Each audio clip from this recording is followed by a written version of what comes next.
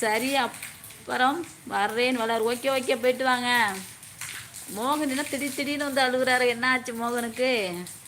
மோகன் வணக்கம். மோகன் மோகன் வணக்கம்.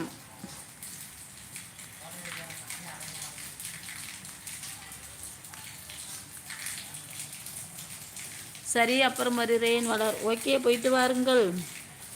இந்த பாருங்க, அந்த என்னோட நேகம் பேர்ந்து போச்சு, வலிக்குது காலில். ஐயோ, உயிர் போகுது.